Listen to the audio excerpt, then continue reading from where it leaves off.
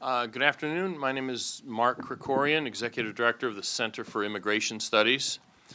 We're going to talk about immigration and the coverage of immigration by the media. Unfortunately, the word trillion will not appear in the presentation, so it's not going to be quite as sexy as the other things going on at this very same time talking about immigration. Nonetheless, I think this will be an interesting, substantively interesting talk.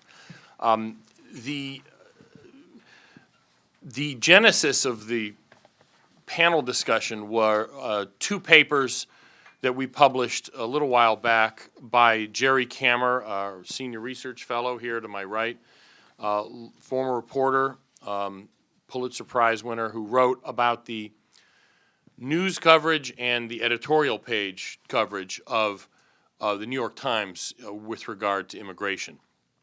And they're online, they're also out there, I think you've got copies of them.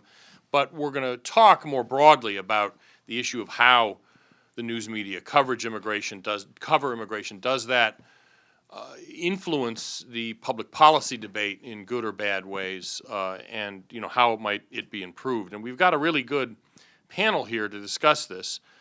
Jerry Kammer will start off. He's our senior research fellow. Got the Pulitzer, shared it in 2006 for helping send Duke Cunningham to jail, richly deserved. Was the northern Mexico correspondent for the Arizona Republic, so really is immersed in this issue and has been for a very long time. And then also speaking, I guess start from that end of the table, Don Barlett is an investigative reporter.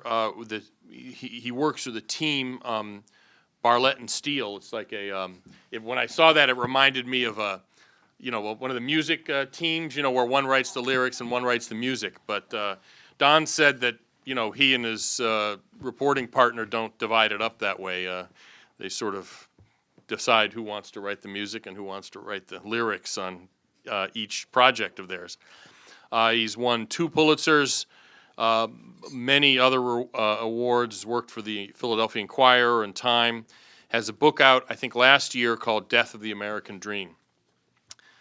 Then to my left is Ted Hesson. He's a writer, he's the immigration editor at Fusion, which is a joint venture of Univision and ABC News, and he tells me that it's going to be sort of develop its own identity as a separate English language but Hispanic-oriented news source, both online and broadcast, and that's what it's developing into.